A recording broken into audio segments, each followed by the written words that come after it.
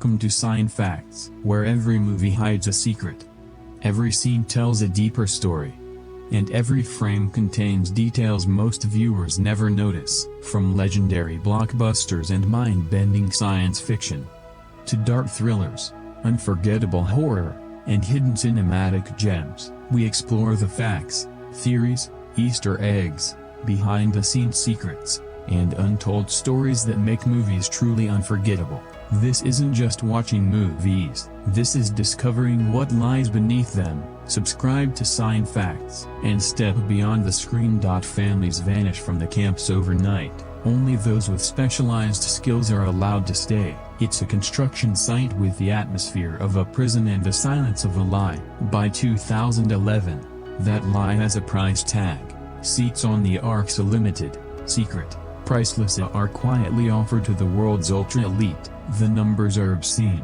About €1 billion per spot. A human life reduced to a transaction, reserved for those who can afford to outbid fate. Even culture isn't spared. In Paris, Wilson's daughter Laura works with an art preservation initiative that she believes is about protecting history in unstable times. She's told to help remove priceless works, including one famous painting, swapping originals with decoys to keep them safe from the chaos. She thinks she's serving humanity. She doesn't realize she's helping curate a museum for the survivors. Then 2012 arrives, and the world begins to feel the pressure it's been denied. News programs start talking about the Mayan calendar, doomsday theories, and strange underground chatter. People who don't understand the science still sense the dread as some spiral into mass panic, some into cultish certainty, and some into a despair so deep it becomes contagious. Meanwhile, California starts cracking like old paint. A fissure here, a tremor there. People shrug it off, blame it on minor quakes, and keep buying groceries. At the harbor, a cruise ship settles oddly in the water, and passengers exchange nervous jokes, because joking is what humans do right before something terrifying proves them wrong. Laura, meanwhile, gets a phone call that turns her blood to ice. The museum director and Parisa, one of the people helping her move the artwork, admits something doesn't add up. He's realized the apparition isn't what they were told, and he intends to go public with the truth. He never gets the chance. His car explodes without warning, silencing him mid-confession. Suddenly, Laura's charity work feels less like preservation and more like complicity. Back in Washington, Helmsley and Anheuser deliver the update every leader fears. Their timeline was wrong. Everything is accelerating. The planet isn't drifting toward disaster anymore. It's sprinting. Laura storms into the White House looking for answers, and for once, the truth can't be dodged. Wilson tells her everything: the arcs, the cover-up, the selection process, all of it. Somewhere else entirely, a divorced father named Jackson Curtis is trying to do something far more ordinary: be a good dad. He takes his kids on a trip to Yellowstone, hoping a few days in nature will help patch things up. But Yellowstone doesn't feel like a vacation spot anymore. Helicopters slice through the sky, fenced-off zones and warning signs appear, the kind of security you don't expect around a tourist attraction. Jackson ignores the barriers, because people always assume rules are for someone else, and the family climbs into restricted territory. What they find is unsettling in a way that makes your skin crawl. A lakebed that should be full of water is bone dry, dead animals scattered as if the land itself has been drained of mercy. It's not just drought, it feels unnatural. From the tree line, a strange man watches them.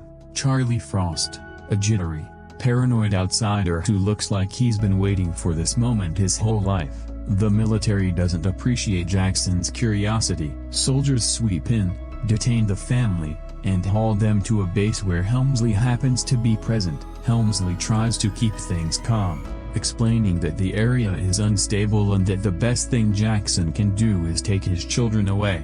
Jackson leaves unsettled, with the nagging sense that he's just brushed up against something enormous. That night, he runs into Charlie at a campsite, an eccentric doomsday broadcaster living out of a van, transmitting late-night trance to anyone willing to listen. Charlie is the kind of guy most people laugh at, right up until the sky starts falling.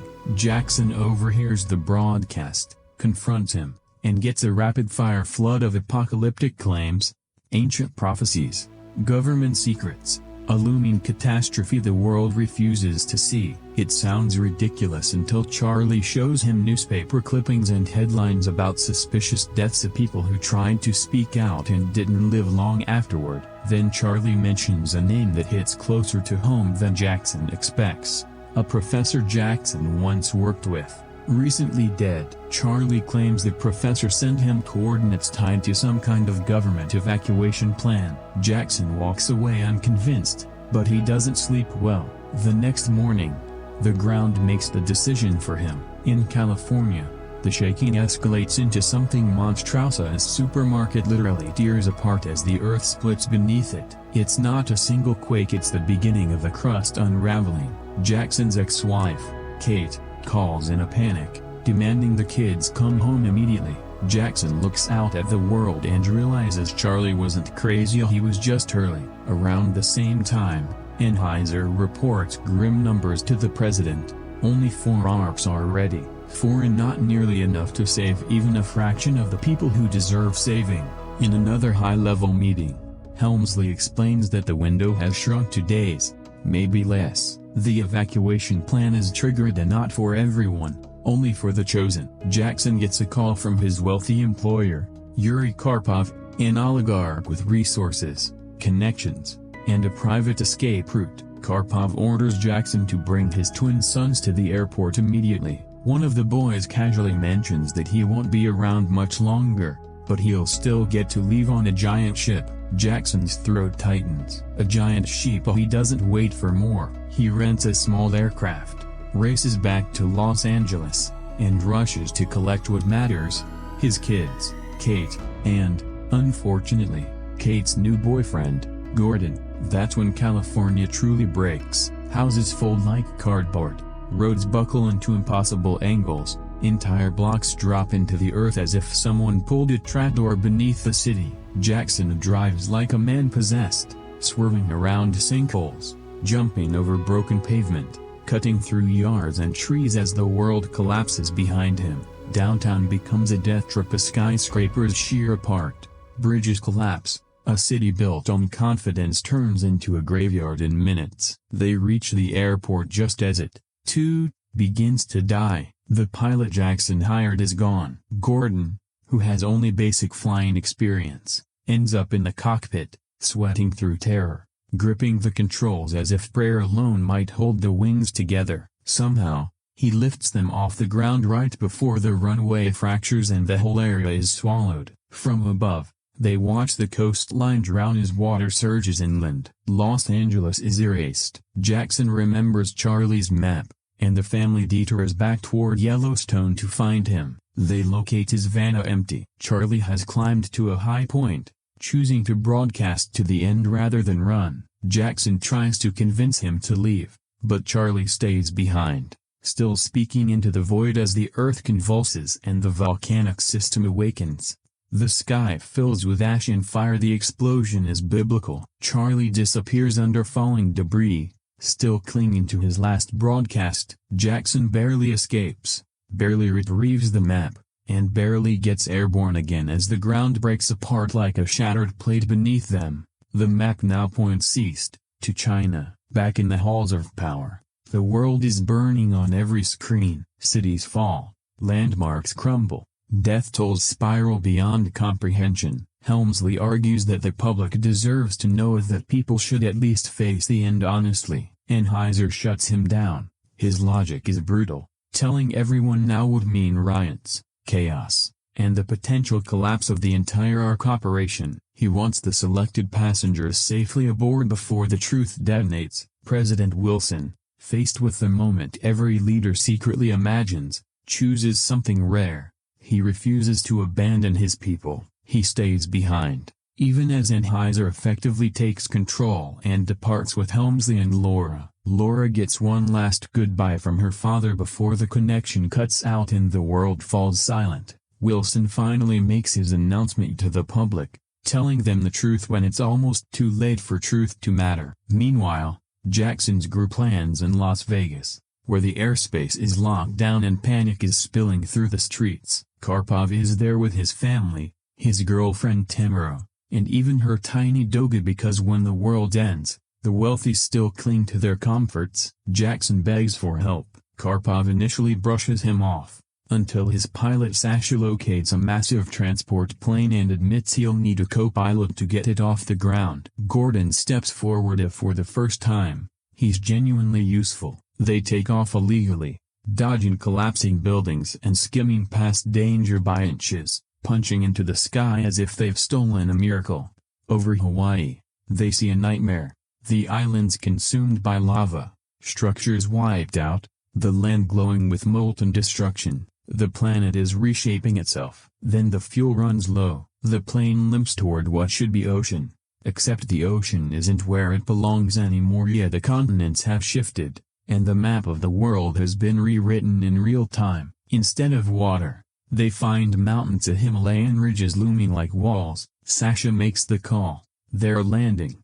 Though landing isn't quite the word, it's more like surviving an impact. With the engines failing, he orders everyone into the vehicles stored inside the cargo hold. The rear opens, and the cars slide out into the snow and chaos. One vehicle carries Jackson's family, managing a brutal, skidding descent that ends in one piece. Others aren't so lucky. Sasha wrestles the aircraft down, but it slides, snaps, and plunges off a cliff, exploding into a fireball that disappears into the storm. Sasha is gone. Not long after, helicopters thunder overhead. Chinese cargo flights ferry supplies toward the Ark site. Soldiers land, assessing survivors with cold efficiency tickets only. Karpov, clutching his wealth and sense of entitlement, is taken. Tamara is abandoned without hesitation, discarded like luggage, punished for a perceived betrayal. Even the dog becomes a point of contention, because apparently,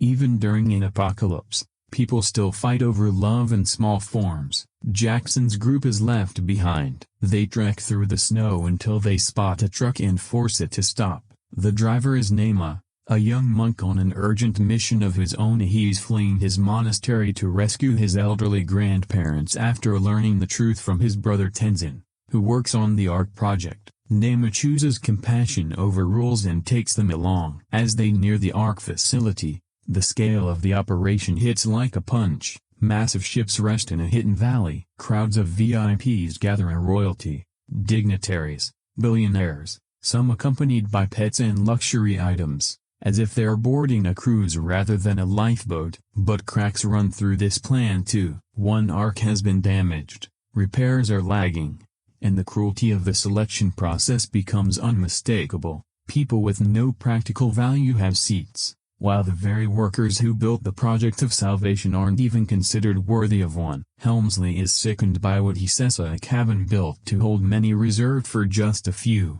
because comfort has been prioritized over lives. Then Helmsley receives a call that shatters him completely. Satan trapped, abandoned, waiting for a rescue that never arrives. Says goodbye as the wall of water closes in. Helmsley can do nothing but listen, helpless, as one of the best men on earth is erased along with his family. Now the countdown is down to minutes. The wave is coming. Outside the gates, Jackson's group reaches the entrance with Nema and his grandparents. Tenzin appears torn between duty and compassion, initially refusing anyone not authorized. Kate pleads. The grandmother scolds her grandson with the force of a lifetime's worth of morality. Tenzin relents, and they slip into the facility just as chaos erupts outside. With one Ark failing, passengers realize they're being left to die. A riot explodes. Karpov uses violence to push through, and suddenly the crowd surges toward the nearest Ark, desperate hands reaching for any opening. People jump, people fall. The gap widens as the ship pulls away along a safer route. Tenzin leads Jackson's group inside the Arkansas. Tamara, still stranded, spots her dog with Karpov's children and calls it over. The tiny animal crosses a narrow connection as though walking a tightrope between worlds, making it inside at the last possible second. While Tamara, with a final gesture of defiance, leaves Karpov to his arrogance. Inside, the moral conflict reaches its breaking point. Helmsley watches the tragedy at the gates and can't stomach it any longer. He confronts the international leaders and demands they open Ark access, arguing that survival without humanity is just a slower kind of death. Anheuser tries to stop him, insisting there's no time. Helmsley refuses to back down. Laura adds the final push, reminding them what President Wilson would have done. The leaders give in and authorize opening the gates, but even the choice comes with a price. As the Ark's massive mechanisms engage, Jackson's group is caught in the moving machinery. Metal shifts, gears turn, and the ship rises. Tenzin and Gordon are knocked into danger, barely clinging to life as the machinery grinds on. Jackson fights to pull them back. Tenzin survives, badly injured. Gordon Dosinda, the man who helped them fly, who tried to be brave, slips and is swallowed by the gears in a horrifying instant. There's no time to mourn. The Ark keeps moving. Worse, Jackson's desperate rescue attempt leaves a cable jammed in the system. The gate can't fully close, and without that, the ship can't depart. Outside, the tsunami arrives like the end of everything, slamming into the valley and obliterating workers and structures in seconds. Water pours into the Ark through the still open gate. People scream. Automatic safety systems begin sealing off compartments, trapping groups away from each other. As the flooding spreads, a crashing aircraft smashes into the Ark's exterior, knocking it into the neighboring ships. The entire vessel is shoved out of alignment and dragged toward the mountains toward impact. Helmsley runs through the chaos, finds Jackson's daughter and the dog, and reaches a wall intercom connecting him to Jackson. He guides Jackson to the mechanism that can free the jam, warning him instantly. Jackson doesn't hesitate. He dives into freezing, churning water inside the ship's inner workings, forcing his way into the machinery like he's wrestling the Ark itself. His son follows, helping with a light, refusing to leave his father alone in the dark. Hands go numb. Metal groans. The ship shudders against rock. Time seems to vanish. Jackson finally yanks the cable free just as the hull slams into a rock formation hard enough to crack the windows. The gate seals. The engines roar. The Ark fights the current, reverses at the last possible moment, and pulls away from the mountain as boulders crash into the water around it. The ship survives by seconds, and the people aboard fall into stunned silence. Then shaky relief. Jackson reunites with his family, soaked and exhausted, and for the first time in days, they're not running. Time passes in a world that no longer counts years the old way. History is now divided by the flood. By the moment the planet reset itself. Inside the Arks, survivors try to rebuild a society, grieving what they've lost while clinging to what remains. Eventually, the storms thin, the sky clears, the sun returns, bright and almost insulting in its calm. People step outside and feel fresh air for the first time since the world drowned. Helmsley checks satellite reports and learns the water is receding. New land has risen, Africa emerging as a higher, safer continent in this reshaped world. And so the Arks turn, not toward the past, but toward whatever comes after. Because even after everything it agreed, the panic, the sacrifice, the betrayal, the impossible survival, humanity does what it always does. It keeps going. Analysis. What if I told you the end of the world wouldn't come quietly? Not with a single explosion, not with a meteor, but with the entire Earth tearing itself apart, skyscrapers folding like paper, highways twisting midair, oceans swallowing continents in seconds. This isn't just another disaster movie. This is 2012, a film that didn't just imagine the apocalypse, it made you feel it. Released at a time when real-world doomsday theories about 2012 were spreading like wildfire, this movie tapped directly into global fear. People were genuinely asking, is this how it ends? And then came director Roland Emmerich, Hollywood's king of destruction, essentially saying, let me show you. But here's the twist. Beneath all the collapsing cities and $1 billion visual effects, this isn't really just about the world ending. It's about who survives, who gets left behind, and what really matters when everything else is gone. Because when the ground splits open, when governments fall, when the oceans rise, the only thing that truly counts is the people you're trying to save. In this piece, We're not just revisiting the chaos, we're breaking down the story, the symbolism, the hidden details, the ending, and the real reason 2012 became one of the most unforgettable disaster spectacles ever made. So buckle up, because this isn't just the end of the world, it's cinema at its most unapologetically massive. Before diving into the chaos, let's set the stage. 2012 was released in 2009, right when global anxiety about the Mayan prophecy was at its peak, a timing that couldn't have been more perfect, or more terrifying. Directed by disaster film mastermind Roland Emmerich, the man behind some of cinema's biggest destruction spectacles, the film was designed to go bigger than anything that came before it, and bigger is exactly what it delivered. The movie stars John Cusack as Jackson Curtis, and not a soldier, not a scientist, not a superhero, just a regular guy, a struggling writer and divorced father trying to reconnect with his kids. Alongside him, Chiwetel Ejiofor plays a scientist racing against time, and Amanda Peet plays a mother caught in the middle of global catastrophe. Genre-wise, this is pure disaster sci-fi with heavy action elements, but at its core, it's a survival story. The premise is simple and chilling. Scientists discover that unprecedented solar activity is destabilizing Earth's core. The planet itself is becoming unstable. Earthquakes intensify, volcanoes awaken, tectonic plates begin to shift. While governments secretly prepare for the worst, billions of ordinary people have no idea what's coming. There are no aliens, no monsters, no enemy to fight, just nature, completely out of control. And right in the center of it all is one fractured family trying to survive the literal end of the world. No spoilers yet. But what makes 2012 different isn't just the destruction, it's the scale, the ambition, and the terrifying idea that when the planet decides it's done, there's nowhere left to run. Now that you know the setup, let's break down what this movie is really about beneath all the chaos. On the surface, 2012 looks like pure destruction, explosions, earthquakes, entire cities collapsing in seconds. But strip away the CG spectacle, and what are we really watching? At its core, this is more than a disaster film, it's a survival drama wrapped inside apocalyptic chaos.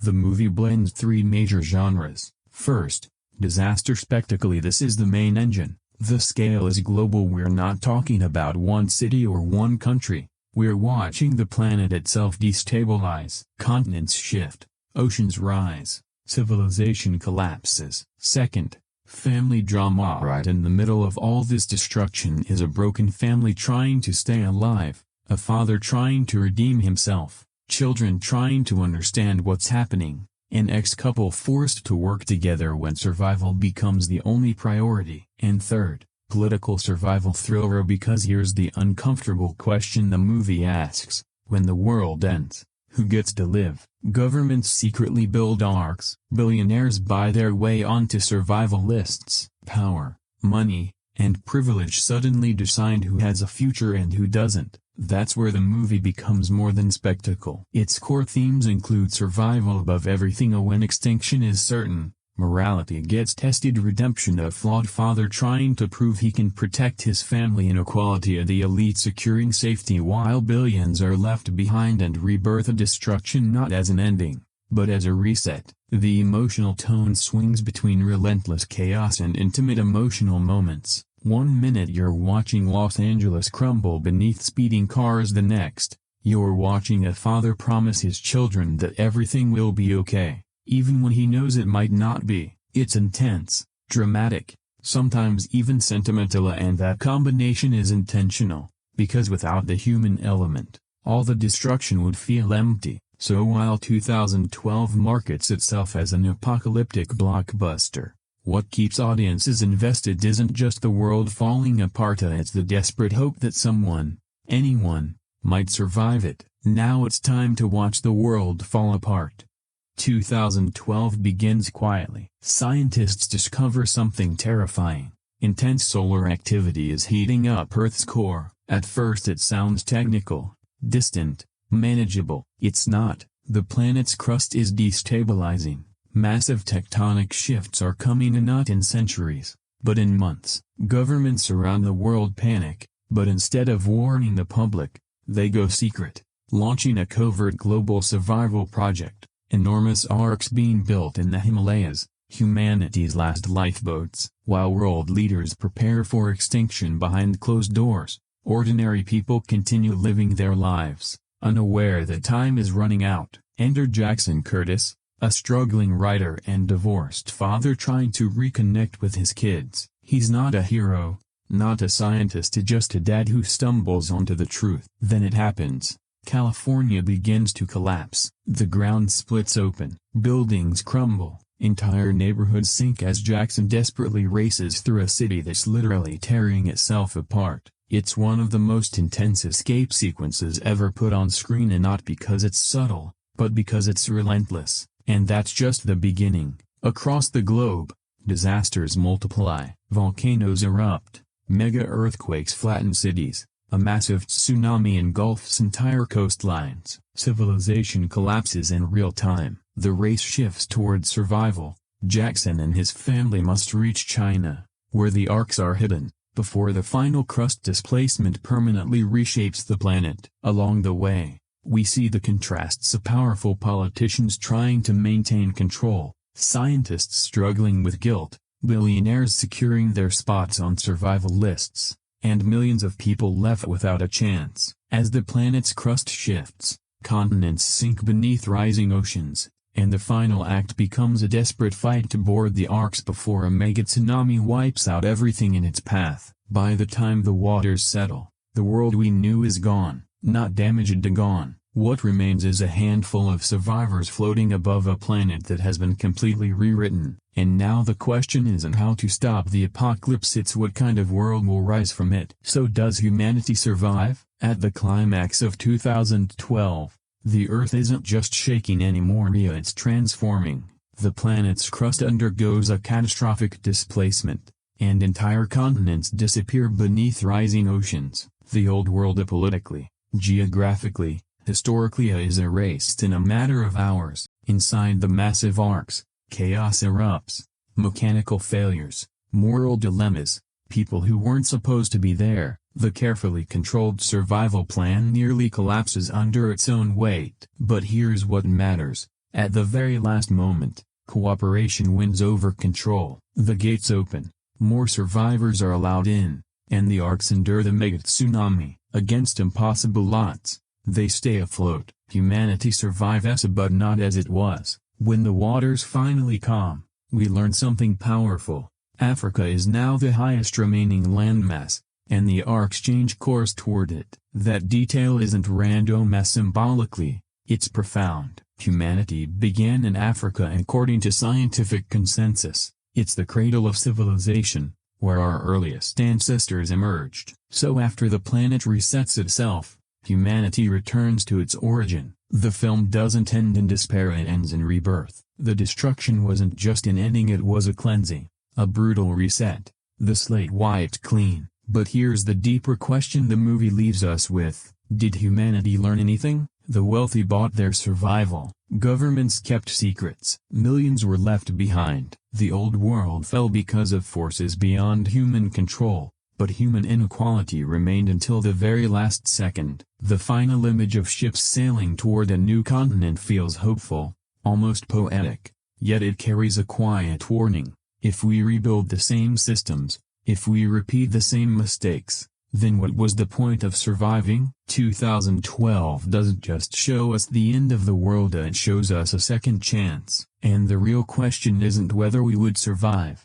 It's whether we would deserve to. On the surface, 2012 looks like pure chaos, cities collapsing, oceans swallowing continents, humanity running for its life. But beneath all that destruction, there's symbolism layered quietly into the spectacle. And once you notice it, the movie becomes more than just visual noise. Let's break it down. The Mayan calendar, fear of the unknown. The entire premise is inspired by real-world interpretations of the Mayan calendar ending in 2012. But here's the key. The movie never claims the Mayans predicted doom. Instead, it plays on humanity's obsession with prophecy, and we fear what we don't understand. And when a calendar ends, We assume time itself does too. The film uses that cultural anxiety as fuel, not just for the plot but for atmosphere, mirroring the real panic that existed before 2012 in our own world. In a way,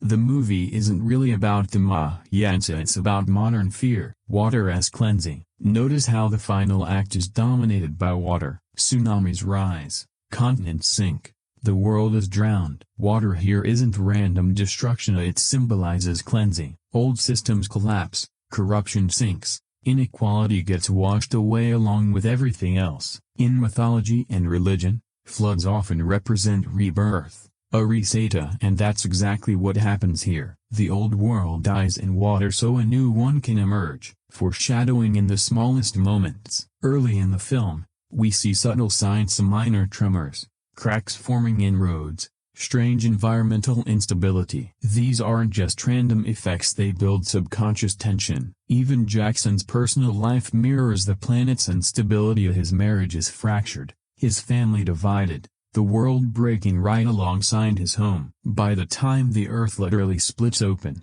the emotional groundwork has already been laid. The Ark project as political commentary. Director Roland Emmerich has never been shy about weaving social commentary into large-scale destruction. The Arks represent more than survival, they represent privilege. Tickets are sold for billions. The wealthy secure safety, the powerful decide who lives. It's uncomfortable, and intentionally so, because the film quietly asks, if the world were ending, would survival be fair, or would it be purchased? Africa as the new beginning. When the waters settle, Africa becomes the highest surviving landmass. Symbolically, this is powerful. A human civilization began in Africa, and after total, extinction-level destruction, humanity returns to its origin. It's a full-circle moment, not just geographically but historically. Here's what makes all of this fascinating. Most viewers remember the collapsing cities, but the deeper message of 2012 isn't about destruction, it's about reset. About tearing down broken systems. About survival, forcing humanity to start over, whether it wants to or not. Once you see those layers, the movie transforms from loud spectacle into something a little more thoughtful beneath the noise. Now let's step behind the destruction, because what happened off-screen during the making of 2012 is almost as massive as what we saw on screen. First, the scale. The film reportedly had a production budget of around $200 million at the time, making it one of the most expensive disaster films ever made, and it shows. Entire cities were digitally rebuilt just so they could be destroyed. Los Angeles collapsing, fully mapped in CGI. The mega tsunami swallowing continents, built from scratch using cutting-edge visual effects technology. The visual effects teams pushed rendering technology to its limits in 2009. This wasn't just green screen work, it was large-scale digital simulation that helped redefine what modern disaster films could look like, and audiences responded. The movie went on to earn over $790 million worldwide, proving one thing very clearly: spectacle sells. By the time 2012 was released, director Roland Emmerich already had a reputation, having previously delivered large-scale chaos in films like Independence Day and The Day After Tomorrow. But with 2012, he wanted to top himself: bigger collapses, longer destruction sequences, more global impact. In many ways, this film feels like Hollywood saying, if the world ends, it ends everywhere. As for the cast's commitment, John Cusack performed many physically demanding sequences involving wirework and simulated collapsing environments. While the chaos was digital, the performances had to feel real: panic, fear, urgency. Chiwetel Ejiofor brought emotional weight to the scientific storyline, grounding the over-the-top destruction with sincerity. The cast had to react to environments that didn't yet exist,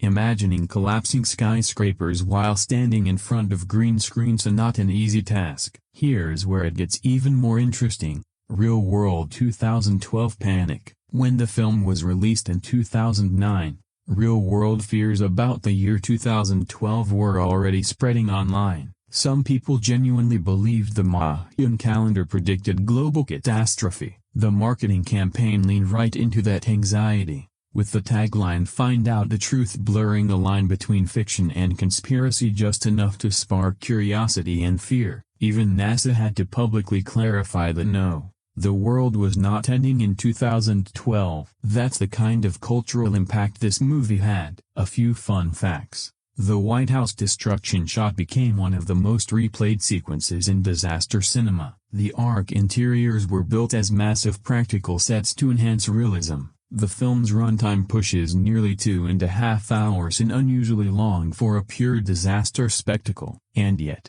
despite criticism about excess, 2012 remains one of the defining disaster films of the 21st century, because it didn't aim small, it aimed for total extinction, and delivered it in unforgettable fashion. To really understand 2012, we have to see where it stands among other disaster giants. Because this movie didn't exist in a vacuum, it was competing with some of the biggest, loudest catastrophe films ever made. Let's start with the obvious comparison.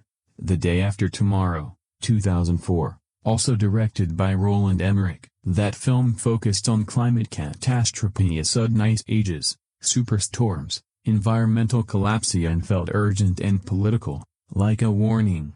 2012 is less about warning and more about inevitability. You can fight climate change in a movie, you can't fight the planet's crust literally flipping over. In terms of scale, 2012 goes bigger in terms of emotional focus. It's more chaotic and less grounded. Then there's Independence Day, 1996, another Emmerich classic, which gave us alien invasions and patriotic speeches, a clear enemy, a clear victory. But in 2012, there is no enemy, no villain to defeat. Nature doesn't negotiate, which makes the film more helpless and, in some ways, more terrifying. Compare it also to San Andreas, which focuses on one region of California and one family's survival during the mega-earthquake. It's grounded, personal, regional.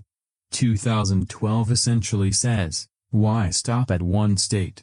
And destroys the entire planet instead. If San Andreas is a localized disaster, 2012 is extinction level. What 2012 does better, unmatched global scale, with multiple catastrophic events happening simultaneously and a true sense that civilization itself is ending. Very few disaster films attempt a total planetary reset. 2012 commits fully. Where it falls short, character depth is sometimes sacrificed for spectacle, scientific explanations are oversimplified, and emotional arcs can feel predictable. Other disaster films might feel tighter and more focused, but none feel this massive. Here's the truth, 2012 isn't trying to be subtle, it's trying to be overwhelming, and compared to its genre rivals, that's exactly what sets it apart. It doesn't ask how one city would survive, it asks what if everything ended, and then it actually shows you. When 2012 exploded into theaters, reactions were divided. On one side, audiences walked out stunned; on the other, critics raised their eyebrows. For many viewers, this movie delivered exactly what it promised: massive destruction, non-stop tension, a front row seat to the end of the world. The scale alone made it worth the ticket price. Watching entire cities collapse on the big screen in 2009 felt groundbreaking. It was loud, dramatic, and unapologetically huge, and audiences embraced that. The box office numbers tell the story. Nearly $800 million worldwide doesn't happen unless people are showing up in droves. For fans of disaster cinema, this was peak spectacle. Critics, however, were more skeptical. Many praised the visual effects and ambition, and the destruction sequences were widely recognized as technically impressive. But common criticisms were hard to ignore: thin character development, over-the-top coincidences, a runtime that felt stretched, and scientific explanations that required a generous suspension of disbelief. Some reviewers argued the film relied too heavily on chaos and not enough on emotional depth. Visually stunning, but narratively shallow. Here's the interesting part: 2012 never pretended to be subtle. Emmerich is known for large-scale cinematic destruction, and from Independence Day to The Day After Tomorrow, His style has always leaned toward spectacle. So the real question becomes, was 2012 overrated, or was it simply delivering exactly what it promised? For many viewers, the emotional choreo of father trying to save his family worked well enough to anchor the chaos. And sometimes audiences don't want realism, they want experience. They want scale. They want to feel the ground shake and surround sound. Today,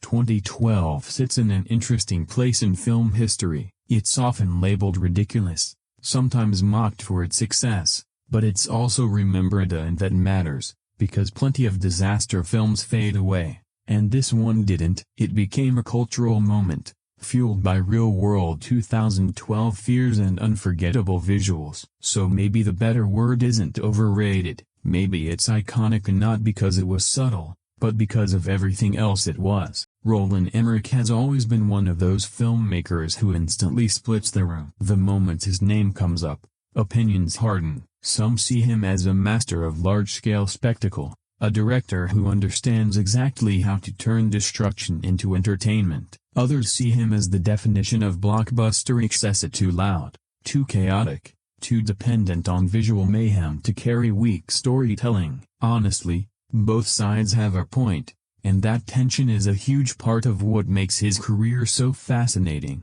Emmerich doesn't really make restrained films. He doesn't aim for subtle emotional realism or quiet, character-driven intimacy. His cinema is built on magnitude, collapsing skylines, global panic, giant fireballs, impossible odds. His movies don't just raise the stakes, they usually vaporize them and build even bigger ones on top of the rubble. For some viewers, that ambition is thrilling. For others, it's exhausting. And that's exactly where a film like 2012 fits into his legacy. It feels like the purest version of both the appeal and the frustration attached to his name. On one hand, it delivers everything audiences expect from Emmerich: worldwide catastrophe, enormous visual effects, and a level of destruction so excessive it almost feels competitive, as though the movie is trying to outdo every disaster film that came before it. On the other hand, it also carries the weaknesses critics have long associated with him: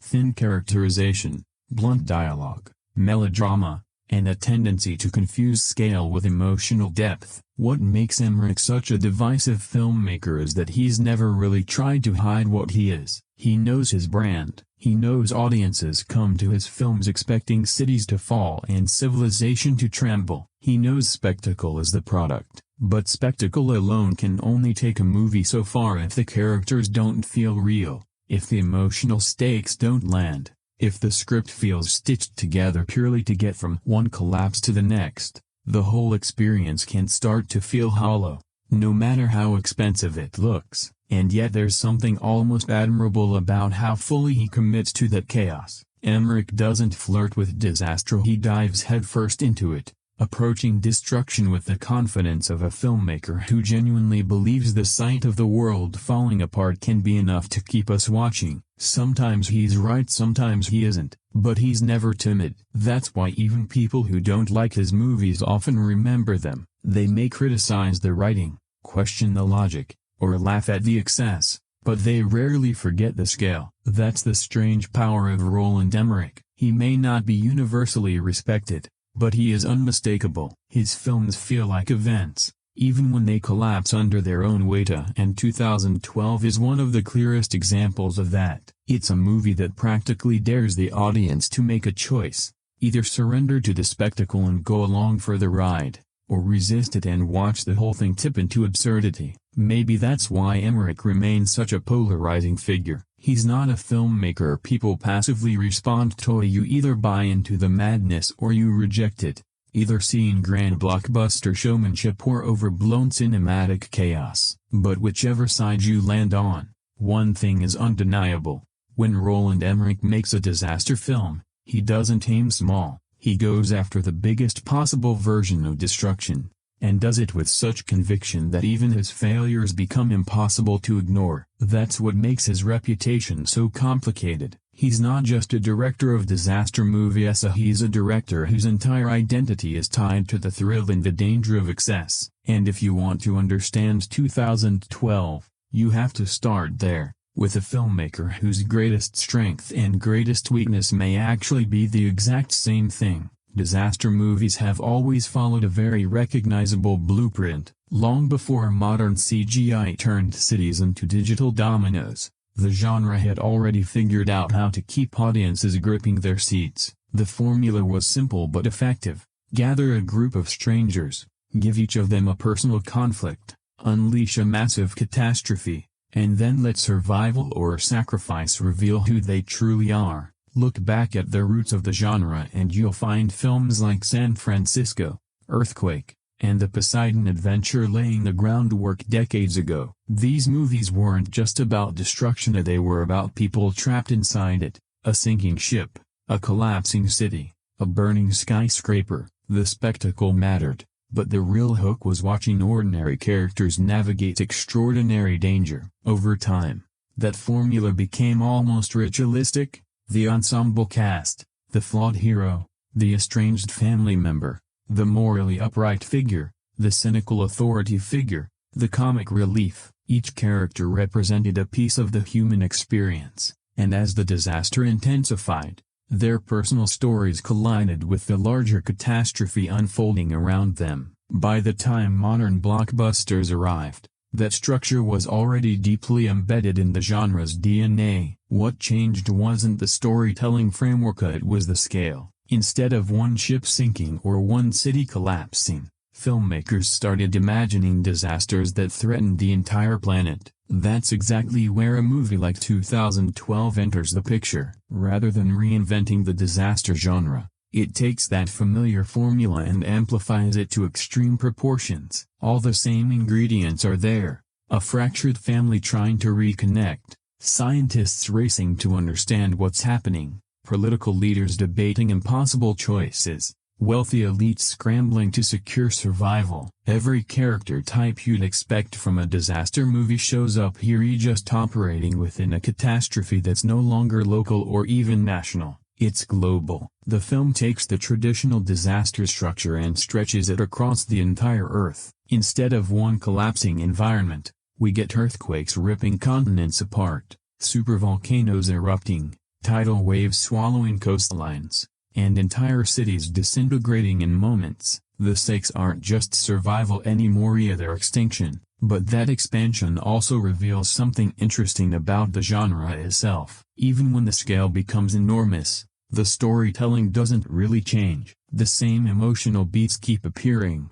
Estranged parents reconcile, moral arguments emerge about who deserves to live, leaders face impossible decisions, and characters who seemed insignificant early on suddenly find themselves in positions where their choices matter. In other words, no matter how big the disaster becomes, the story always returns to people. That's the strange balance disaster films try to maintain. They promise spectacle, giant waves, collapsing buildings, firestorms sweeping across cities, but they still rely on very human stories to hold everything together. Without those personal threads, the destruction becomes empty noise, and that's the tightrope every disaster movie walks. Too much focus on characters and the spectacle loses momentum. Too much focus on spectacle and the characters feel like afterthoughts. What makes 2012 such a fascinating entry in the genre is how aggressively it pushes toward the spectacle side of the balance. It embraces the classic disaster movie formula but inflates the destruction to such a massive scale that the human drama sometimes struggles to keep up. Yet in many ways, that's also exactly what audiences expect from a disaster film today. The genre has evolved from localized catastrophe into full-blown planetary collapse. What once happened to a single city now happens to the entire world. But beneath all the collapsing landmarks and towering tidal waves, the structure remained surprisingly familiar. A group of people trying to survive, personal conflicts unfolding under extreme pressure, and somewhere in the chaos, the lingering question disaster movies have always asked: when everything falls apart, what parts of humanity remain standing? Few movie concepts arrive with built-in curiosity the way 2012 did. Long before the film even hit theaters, the idea of the world ending in 2012 had already captured the public imagination. News segments debated it, Internet forums exploded with theories. Documentaries speculated endlessly. The date December 21, 2012 had quietly become one of the most talked about end-of-the-world predictions in modern pop culture. And that fascination is exactly what this film taps into. The premise is built around a popular interpretation of the ancient Mayan calendar. According to widespread rumors circulating at the time, the calendar simply stopped on that date, which many people interpreted as a cosmic countdown to humanity's final moment. In reality, historians and archaeologists had long clarified that the Mayan calendar didn't predict an apocalypse at all, and it merely completed a cycle, much like the way our own calendar rolls over from December 31st to January 1st. But for a blockbuster disaster movie, that misunderstanding was pure storytelling gold. Because once you start with the idea that the world might be approaching a final day, the possibilities for cinematic chaos become limitless. In 2012, the film blends that ancient myth with a dose of dramatic pseudoscience. Scientists discover that intense solar activity is sending strange neutrino particles into Earth's core, superheating the planet from within. The crust begins to destabilize, tectonic plates shift, volcanoes erupt, massive earthquakes tear through cities, and oceans surge inland in towering waves. Suddenly, what started as an obscure calendar theory becomes the trigger for global extinction, and that's where the premise becomes so powerful it taps into something deeply human: our fascination with doomsday scenarios. Throughout history, civilizations have predicted the end of the world again and again, from ancient prophecies to modern conspiracy theories. Every generation seems to wonder, at some point, whether the world might suddenly stop. 2012 simply takes that ancient fear and magnifies it on a blockbuster scale. Instead of a localized disaster, the movie imagines a chain reaction that destroys the entire planet. Continents fracture, cities collapse, entire civilizations vanish beneath water and fire. Humanity itself becomes a species racing against extinction. But what makes the premise especially compelling is that the catastrophe isn't framed as punishment or divine intervention. There are no angry gods or invading monsters here. The threat comes from the planet itself, a natural chain reaction that humanity has no power to stop. That idea changes the tone of the disaster, because if the Earth itself is unraveling, survival becomes less about fighting an enemy and more about outrunning inevitability. The movie leans heavily into that sense of urgency. As scientists uncover the truth behind the approaching catastrophe, governments quietly prepare contingency plans, secret survival projects begin, world leaders scramble to preserve fragments of civilization before it disappears entirely. Meanwhile, ordinary people continue living their lives, completely unaware that the countdown has already begun. That contrast between global extinction and everyday normalcy gives the premise its emotional tension. For the characters in the story, the apocalypse isn't a distant theory anymore, it's an unstoppable event racing toward them. But beyond the spectacle, the concept also raises a deeper question. If humanity knew the world was ending, what would we choose to save? Knowledge,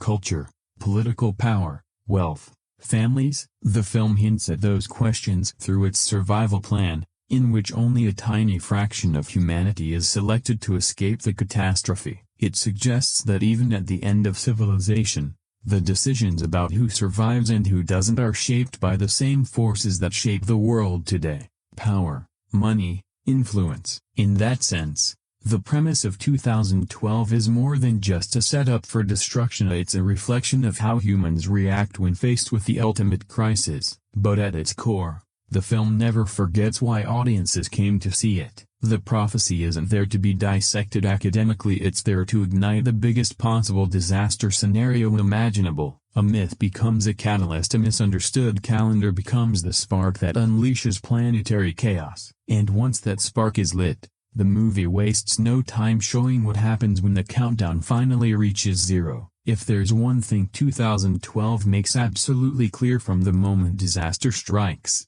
it's this: the movie exists to destroy the world in the most spectacular way possible. Not just one city, Not just one country, the entire planet. This is where the film fully embraces its identity as a visual spectacle. Roland Emmerich doesn't treat destruction as a background element, he treats it as the main event. Buildings don't just fall apart quickly in the distance, they crumble in slow, massive waves. Highways tear open beneath speeding cars. Entire city blocks collapse like dominoes. Every second of that chaos is designed to be as visually overwhelming as possible. One of the film's biggest strengths lies in how clearly the destruction is staged. In many modern blockbusters, action sequences become chaotic blurs, quick cuts, shaky cameras, explosions happening everywhere at once. But here, Emmerich often does something different. He pulls the camera back and lets the audience see the scale of the catastrophe unfold. You watch cracks spread across streets like living veins. Skyscrapers lean, buckle, and collapse in slow arcs, the ground itself opening like a giant trap and swallowing entire neighborhoods. The camera doesn't rush past the destruction, it lingers on it, and that choice makes the disaster feel enormous. But visuals alone aren't what make these sequences powerful. The sound design plays a huge role in selling the illusion. Every collapsing building groans and tears apart with a deep, mechanical roar. Concrete shatters, metal twists, shockwaves ripple through the city like thunder rolling across the sky. When a skyscraper falls in 2012, it doesn't just fall silently, it sounds like the world itself is breaking. Then there's the musical score, which amplifies everything even further. Instead of subtle background music, the soundtrack swells dramatically beneath each catastrophe as strings rise, drums pound, and the moment takes on a grand, almost operatic feeling. It's not just destruction, it's spectacle. And the movie pushes that spectacle further and further as the story unfolds. What starts with collapsing highways quickly escalates into something far bigger.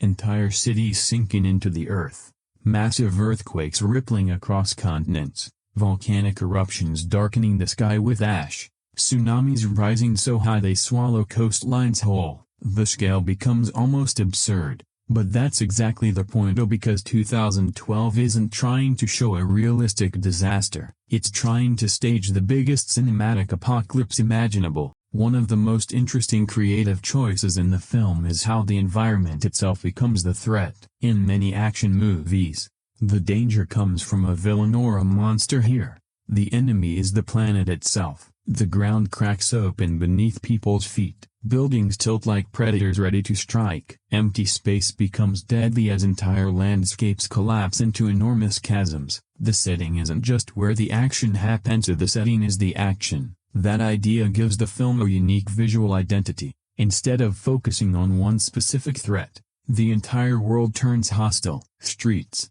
mountains, oceans, and cities all become moving parts in a giant chain reaction of destruction. And yet, for all its technical brilliance, the spectacle creates a strange contradiction. The destruction is massive, almost beautiful in its scale, but sometimes it feels emotionally distant. When entire cities collapse in wide digital shots, the human cost can feel abstract as the audience watches buildings fall with awe. But the tragedy behind those images doesn't always land with the same weight. In other words, the visuals are stunning, but they can also feel strangely hollow. Still, there's no denying the ambition. The effects teams were clearly given one simple mission: dismantle the planet in the most dramatic ways imaginable, and they deliver. Whether it's highways splitting apart beneath speeding cars, aircraft flying through collapsing skylines, or tidal waves towering over entire continents, the film constantly tries to outdo its own destruction. Each sequence is bigger than the last, louder than the last, and more outrageous than the last. By the time the apocalypse reaches its peak, the question isn't whether the world will survive, it's whether there's anything left that hasn't already been destroyed. And that relentless commitment to spectacle is exactly what defines 2012. It may struggle with characters or story at times, but when it comes to pure visual chaos, the movie doesn't hold back for a second. One of the most overlooked aspects of 2012 is how Roland Emmerich actually directs chaos. Because staging large-scale destruction on screen is harder than it looks. In many modern blockbusters, Once explosions begin, the visuals become almost impossible to follow. Quick cuts, shaky cameras, and overlapping effects can turn action scenes into visual noise. Things are exploding everywhere, but the audience can't actually understand what's happening or where the danger is coming from. Emmerich approaches it differently. Instead of hiding the destruction inside frantic editing,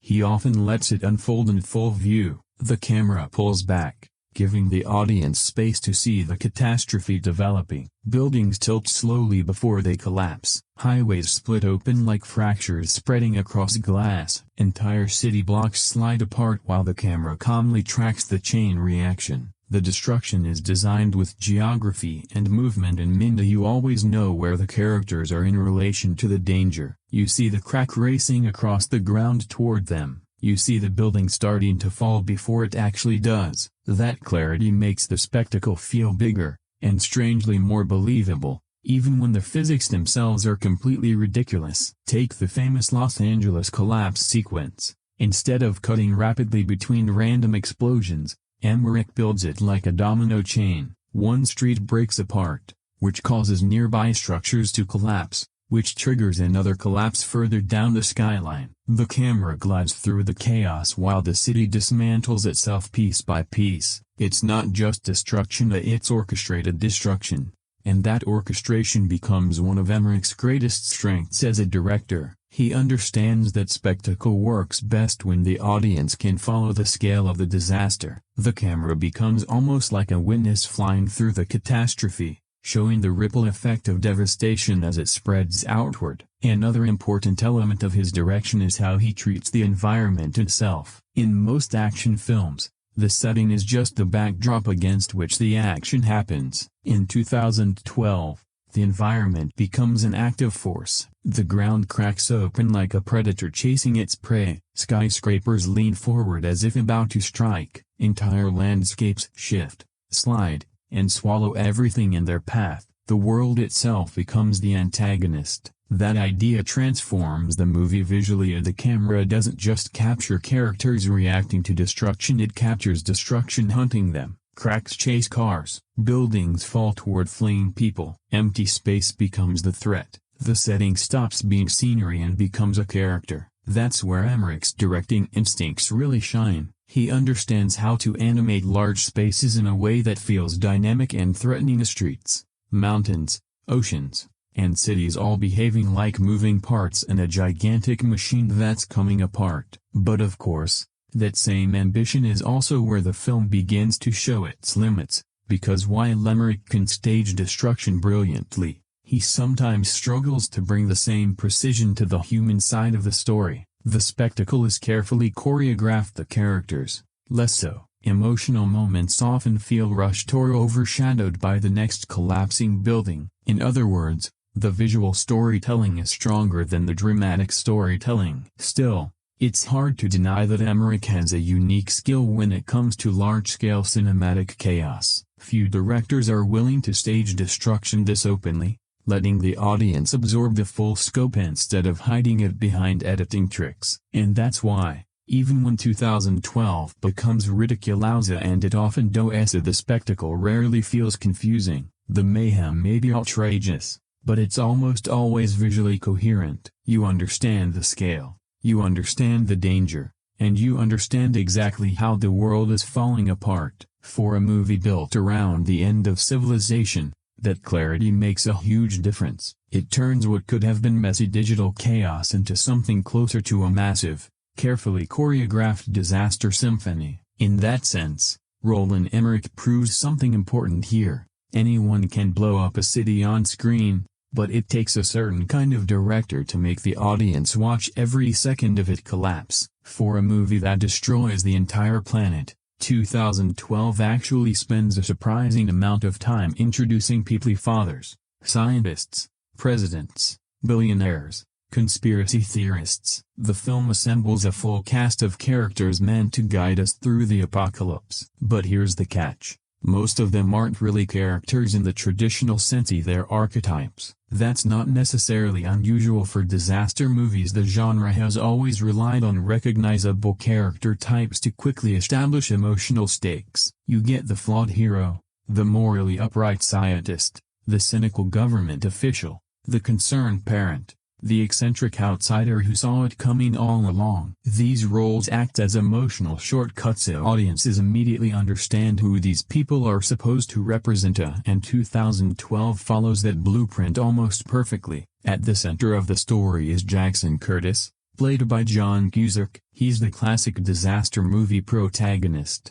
An ordinary guy with an imperfect life suddenly thrown into extraordinary circumstances. Jackson is a struggling writer who now drives a limousine for a living, and his personal life is just as unstable as the planet he's about to race across. His marriage has fallen apart, his children feel distant from him, and he's a father trying to reconnect with his family just as the world begins collapsing. It's a setup that feels instantly familiar, and that's intentional. Cusack brings a grounded sincerity to the role, which helps keep the character relatable even as the situations around him become completely absurd. No matter how impossible the escapes get, his performance anchors the film with a kind of everyday human reaction: confusion, fear, determination. Then there's Adrian Helmsley, played by Chiwetel Ejiofor. Adrian represents the moral conscience of the story, the scientist who discovers the impending catastrophe and spends the film struggling with the ethical consequences of what humanity is about to do. While government secretly prepares survival plans that will save only a fraction of the population, Adrian wrestles with the question that hangs over the entire film: who deserves to survive? Ejiofor gives the character a quiet gravitas that elevates the material around him. On the opposite side of that moral debate stands Carl Anheuser, played by Oliver Platt. Carl is the pragmatic strategist, the man responsible for executing the survival plan. Where Adrian argues for compassion, Carl argues for logistics. In his view, emotions are luxuries the world can no longer afford, and survival requires efficiency, even if that means leaving billions behind. It's a classic disaster movie dynamic: morality versus practicality. Then there's President Thomas Wilson, portrayed by Danny Glover. His role embodies dignity and calm leadership in the face of extinction. Instead of fleeing to safety, he chooses to stay behind with the people he leads, a decision framed as an act of sacrifice and principle. And finally,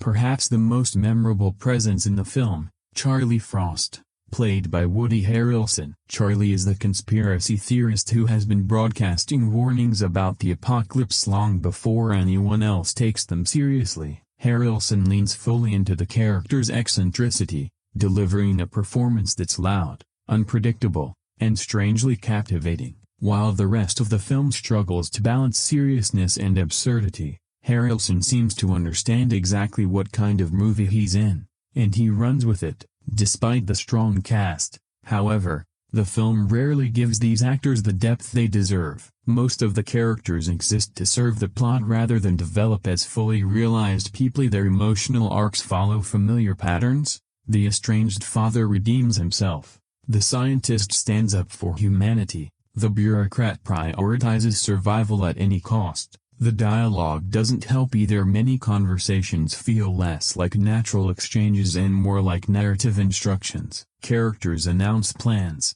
explain scientific discoveries, or deliver emotional speeches exactly when the story needs them to. Subtlety is rarely part of the equation. In a movie this large, character development often takes a back seat to spectacle, and that creates one of the film's biggest contradictions. The story wants the audience to feel the emotional weight of humanity's extinction, but the people experiencing that extinction rarely feel complex enough to carry that weight. They function as symbols, representatives of certain ideas rather than individuals with layered personalities. But maybe that's also part of the genre. Disaster movies often treat characters as lenses through which we witness catastrophe, rather than as the central focus themselves. They are our guides through the chaos. Their job is to run, react, argue, and survive while the real star of the show unfolds around them. And in 2012, That real star is clearly not any individual character, it's the destruction itself.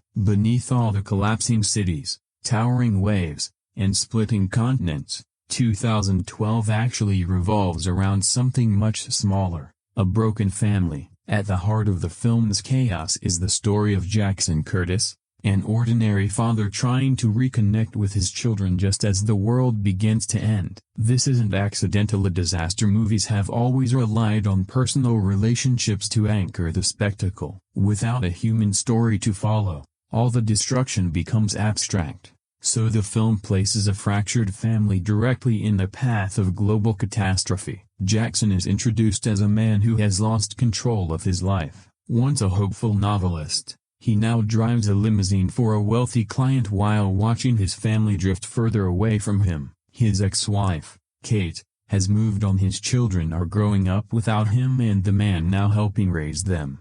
Kate's new partner Gordon appears to be everything Jackson and stable, responsible, present. It's a familiar setup, almost a textbook example of the disaster movie redemption arc. But what makes this dynamic interesting is how quickly the end of the world forces these characters into the same survival story. As earthquakes rip through California and cities collapse around them, the complicated emotional distance between Jackson and his family suddenly becomes irrelevant, because when the planet starts tearing itself apart, survival becomes the only priority. The film repeatedly places this family at the center of escalating disaster, so highways cracking open beneath their car, skyscrapers collapsing around them, planes lifting off seconds before runways disintegrate. Every escape becomes more impossible than the last, and through it all, the family dynamic slowly begins to shift. Jackson isn't just the absent father anymore. He becomes the one guiding them through the chaos. The same man who struggled to connect with his children now becomes their protector, constantly racing against destruction to keep them alive. It's a transformation the film leans on heavily. Each near-death escape becomes another step in Jackson's redemption. Every moment he manages to save his children reinforces the idea that despite his past mistakes, he's still their father, and he's willing to risk everything for them. Meanwhile, the film quietly begins dissolving the life Kate built without him. Gordon, the new partner who initially appears stable and dependable, gradually fades from the narrative, and his fate arrives suddenly during one of the film's disasters, clearing the path for Jackson and Kate's reconciliation. It's a storytelling choice that feels almost mechanical if the structure is obvious. The world is ending, old relationships crumble, and the original family unit finds its way back together. The apocalypse becomes the catalyst for emotional repair, and this is where the film's emotional logic begins to show its limitations, because while the destruction unfolding around them is enormous,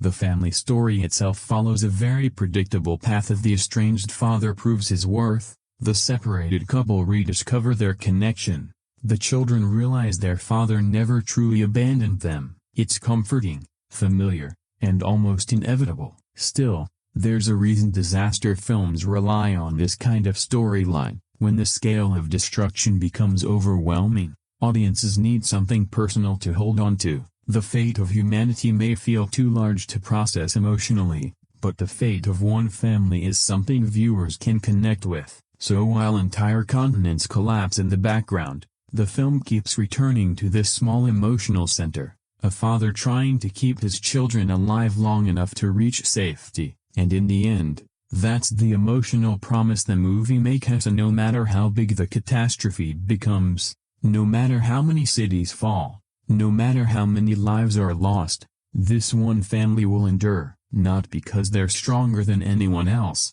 but because in disaster cinema, survival is rarely random, it's personal. As the catastrophe in 2012 grows larger and larger, the story eventually arrives at its most unsettling idea: not everyone will survive. Long before the earthquakes begin and the oceans rise, world governments secretly come to a grim conclusion that the planet cannot be saved. The disasters are unstoppable, and humanity's only chance is to preserve a small fraction of the population and rebuild civilization after the apocalypse. So they create a plan. Hidden deep in the mountains of China, Enormous survival vessels, massive technological arcs are constructed in complete secrecy, designed to ride out the planetary destruction while the rest of the world collapses. The concept is clearly inspired by the ancient story of Noah's Ark, but unlike the biblical version, this ark doesn't operate on divine selection or moral judgment. It operates on power and money. Seats aboard the vessels are limited. Governments choose a handful of scientists, engineers, political leaders, and cultural figures to preserve humanity's knowledge and leadership, but the majority of available space is sold to the ultra-wealthy, those capable of paying unimaginable sums for survival. In other words, the future of humanity becomes a luxury product. The film briefly confronts the moral weight of this decision through the character of Adrian Helmsley. As one of the scientists involved in this survival project, Adrian understands the brutal reality of the situation. Billions of people will die while a tiny fraction escape, and the criteria for survival isn't necessarily virtue, intelligence, or compassion, it's access. This creates one of the film's most interesting moral conflicts. Adrian argues that the survival plan should include more ordinary people, that humanity's future shouldn't be determined solely by wealth or political influence. Others involved in the project take a colder view,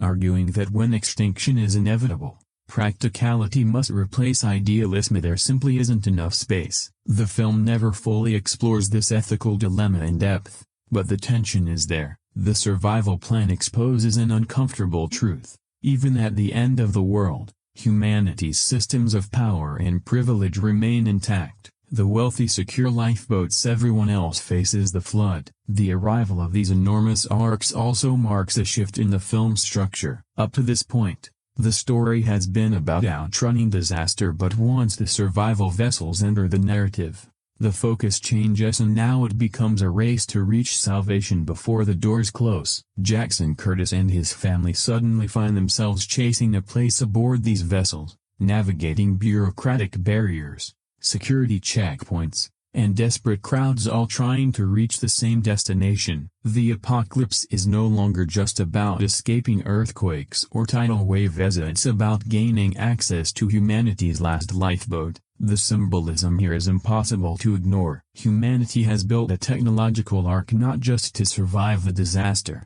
but to preserve the systems and hierarchies that existed before it. The same power structures that defined the old world quietly shape the new one as well. And yet, in the film's final moments, that system begins to crack. As the disaster reaches its peak, the characters confront the reality of what they've created. A survival plan built on exclusivity begins to look less like salvation and more like abandonment. In a moment of last-minute compassion, the gates are opened to allow more survivors aboard. It's the movie's way of restoring a sense of humanity to the story. But the uncomfortable question remains: if the world truly ended tomorrow, who would get a place on the ark, and who would be left behind? If there's one criticism that comes up again and again when people talk about 2012, it's not the explosions, the science, or even the acting, it's the length. At nearly 2 hours and 38 minutes, the film runs well over 2.5 hours, an enormous runtime for a disaster movie whose central idea can be summed up very simply: the world is ending, and a small group of people are trying to survive it. Now, long movies aren't necessarily a problem, as some of the greatest blockbusters ever made stretch beyond 2 hours, but those films usually balance their runtime with layered characters, evolving themes, or shifting narrative momentum. 2012 takes a different approach. Instead of deepening the story, it multiplies the spectacle. The pacing follows a very specific rhythm: setup, destruction, escape, repeat, each time escalating the scale of the disaster. Early in the film, we watch characters narrowly escape collapsing highways. Later, they're outrunning volcanic eruptions. Eventually, they're dodging entire cities falling apart beneath them. Each sequence tries to outdo the last, and for a while, that escalation works. The early disaster scenes, especially the famous California collapse, are genuinely thrilling. The tension is real, the scale feels enormous, and the audience can feel the adrenaline of characters racing against destruction. But as the runtime stretches on, the formula begins to show its limits. The escapes become repetitive via cars outrun earthquakes, planes lift off seconds before runways collapse, buildings fall inches behind fleeing characters. Once or twice, these moments feel exciting.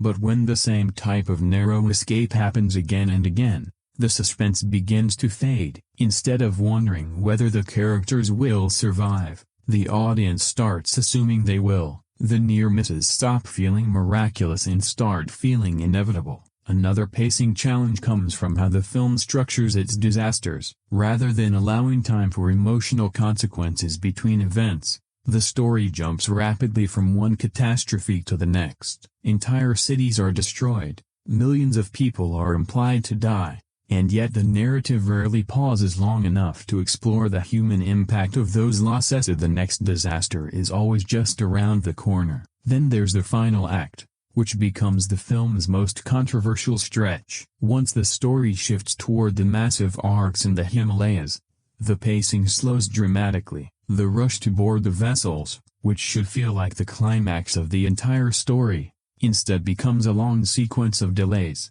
mechanical problems, and last-minute complications. Characters argue, doors jam, engines fail, floodwaters rise. Each obstacle adds another layer of tension, but the sequence continues for so long that it begins to feel artificially stretched. By the time the final crisis is resolved, the sense of urgency has started to wear thin. Ironically, the movie's biggest strength, its relentless escalation of destruction, becomes its biggest weakness, because when everything is constantly at maximum intensity, nothing feels like the true peak. The spectacle starts to blur together. Still, it's important to remember that the film's pacing issues come from ambition rather than laziness. The filmmakers clearly wanted to deliver the ultimate disaster experience, and not just one catastrophe, but every catastrophe imaginable: earthquakes, volcanoes, tsunamis, continents shifting. The goal wasn't restraint, the goal was total escalation. And in that sense,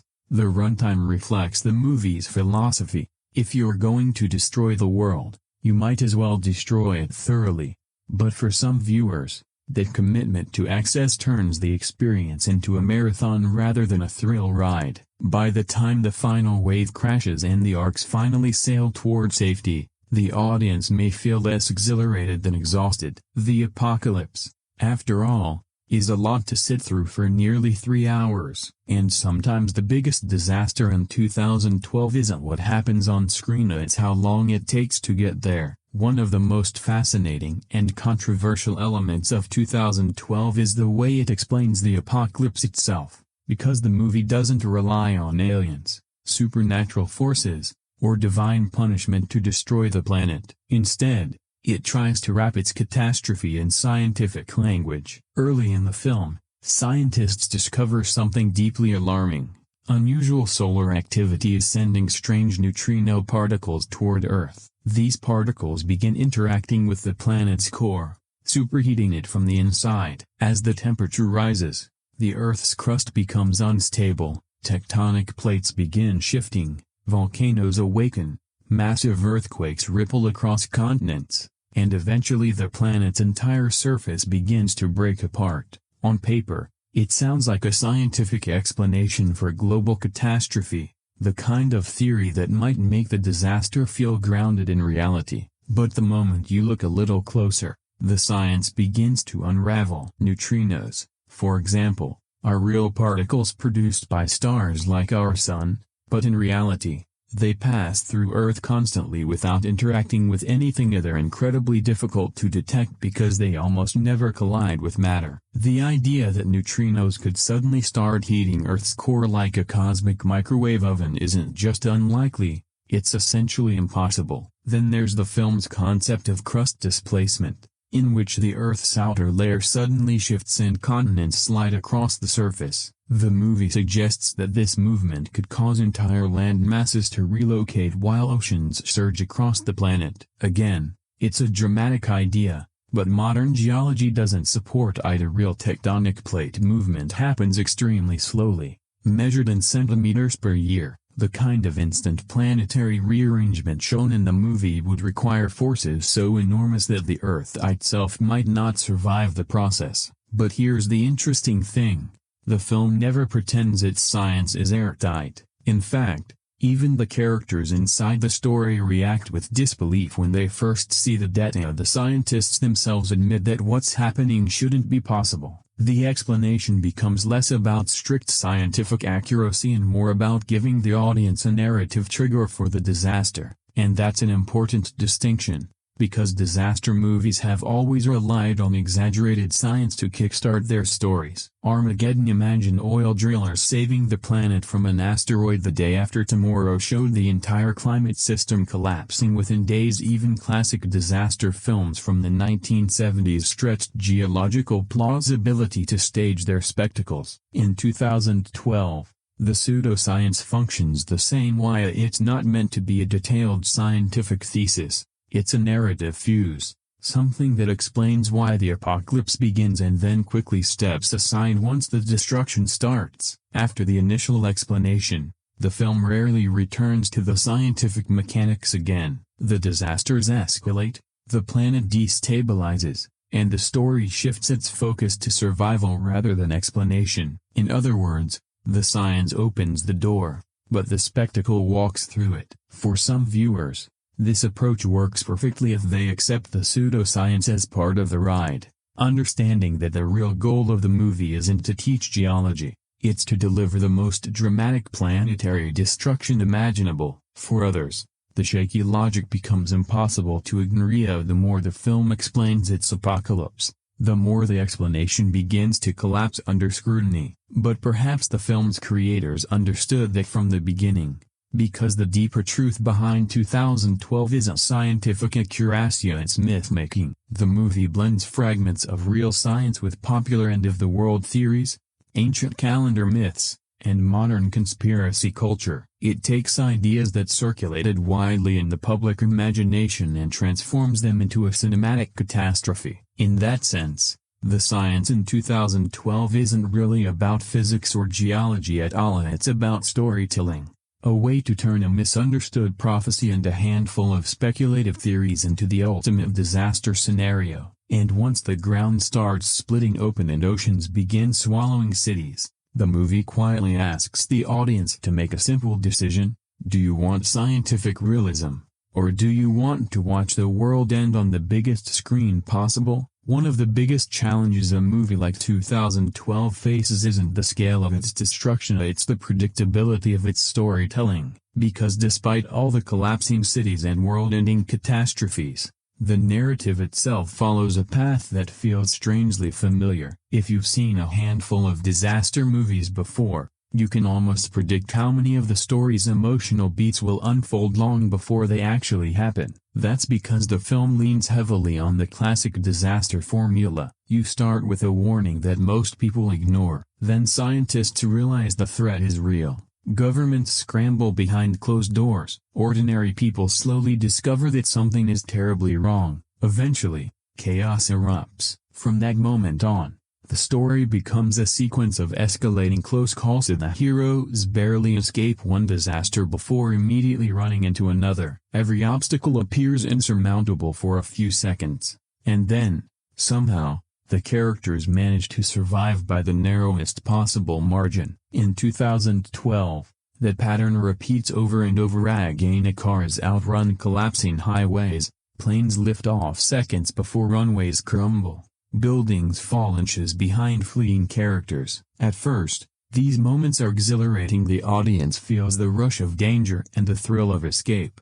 But as the same structure repeats again and again, something begins to change. The suspense starts to fade, because the audience eventually realizes something important. The main characters aren't really in danger. The movie has quietly established a kind of narrative protection around them. No matter how impossible the situation becomes, they will almost certainly find a way to survive. In storytelling terms, this is often called plot armor, the invisible shield that protects central characters from consequences that would realistically end the story much earlier. In 2012, The shield grows stronger with each new catastrophe. The characters survive situations that seem increasingly impossible, until the near misses begin to feel less like miracles and more like inevitabilities. Another element that reinforces the predictability is how the characters are written. The morally upright scientist will argue for compassion. The ruthless bureaucrat will defend cold practicality. The estranged father will eventually redeem himself. The corrupt billionaire will face consequences. These roles are so familiar that audiences can recognize their narrative purpose almost instantly. Once the characters settle into those archetypes,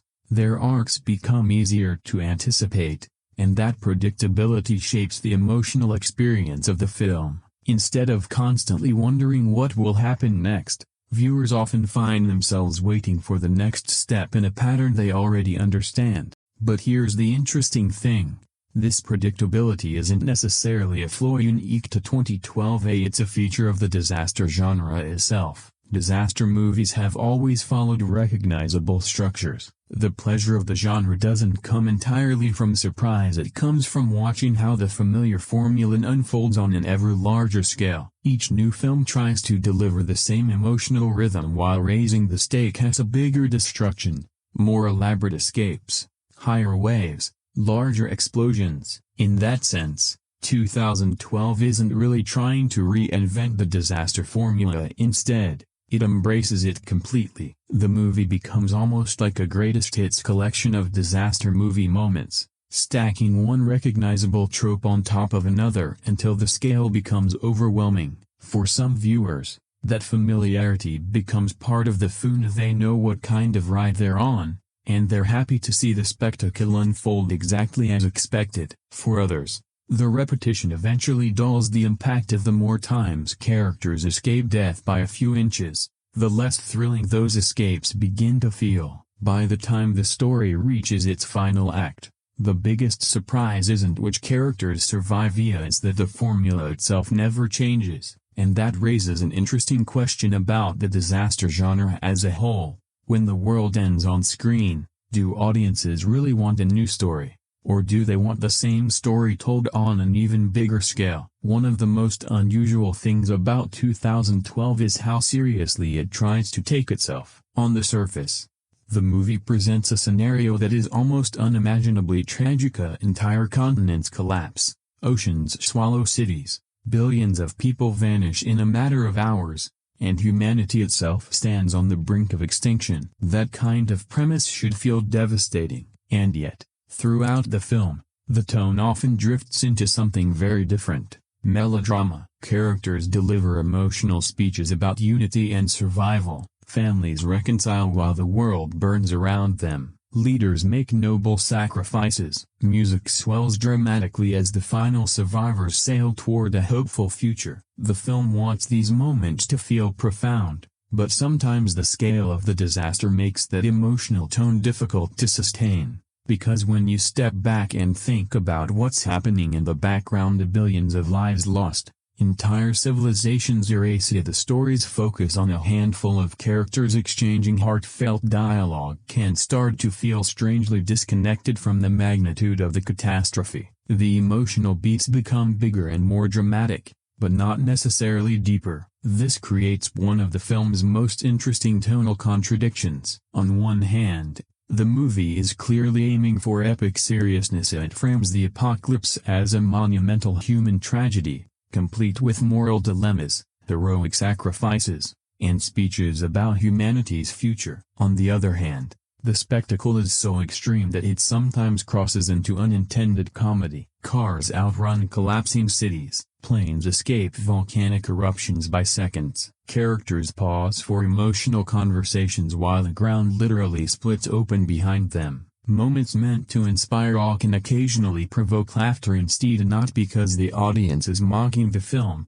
but because the scale of the absurdity becomes impossible to ignore. This tension between seriousness and absurdity runs through the entire movie. Some characters lean into the dramatic weight of the situation. Danny Glover's president, for example, embodies the idea of dignified leadership. His decision to remain behind with the American people rather than escape aboard the survival vessels is framed as a noble act of sacrifice, but the emotional impact of that decision is complicated by the context surrounding Ida when the entire planet is collapsing. Gestures of individual heroism can feel symbolic rather than meaningful. Then there's Woody Harrelson's character, Charlie Frost. Unlike many of the other characters, Frost seems to exist in a completely different tonal universe. As a conspiracy theorist who has been predicting the apocalypse for years, he reacts to the world's destruction with manic excitement rather than solemn dread. And strangely enough, that approach sometimes feels more honest. Harelson plays the role with full awareness of the film's outrageousness while others struggle to maintain emotional gravity. Frost embraces the madness of the situation. His energy cuts through the movie's melodrama and reminds the audience just how surreal the entire premise really is. In many ways, the film works best when it stops trying to be solemn and simply embraces its own absurdity. When the movie focuses on pure spectacle, collapsing cities, massive tidal waves, impossible escape as if the tone feels consistent, the audience understands they're watching a gigantic disaster fantasy. But whenever the story pauses to insist that these moments carry deep emotional significance, the balance becomes more fragile. The film wants to be both a tragic epic and an exhilarating roller coaster, and sometimes those two ambitions collide. Still, that tonal tension is part of what makes 2012 such a fascinating movie to watch. It constantly teeters between awe and absurdity, between genuine spectacle and accidental comedy. At its best, the film delivers breathtaking images of a world collapsing in spectacular fashion. At its most awkward, it reminds us that even the end of civilization can become strangely theatrical when Hollywood tries to stage it. And maybe that's the strange truth about disaster movies. When the stakes become planetary, the only way to keep the story moving is to make the emotions just as enormous,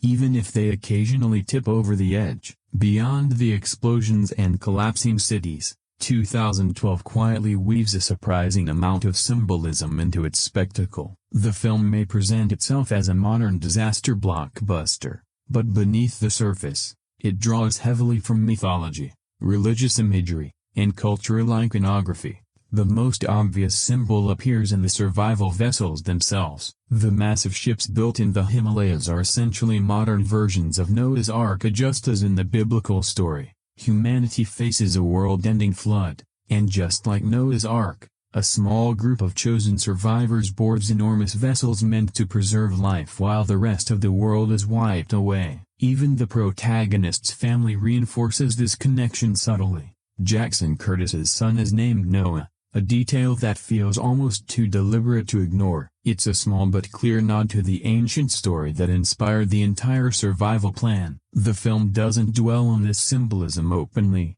but the parallel is unmistakably. Humanity once again survives the flood by building an Arkansas. But the film complicates this symbolism in interesting ways. Unlike the biblical story, where survival is tied to moral righteousness, the Ark in 2012 is largely controlled by political power and wealth. Instead of divine selection, the passengers are chosen through government decisions and financial privilege. This transforms the Ark from a symbol of spiritual salvation into something more uncomfortably a lifeboat for the powerful. Religious imagery appears elsewhere throughout the film as well, sometimes in ways that feel almost ironic. As the world collapses, famous spiritual landmarks are destroyed alongside everything else. The towering statue of Christ the Redeemer fractures during a massive earthquake. The Vatican trembles as the ground opens beneath it. Sacred architecture that once symbolized divine protection is reduced to rubble. These images raise subtle questions about faith and survival.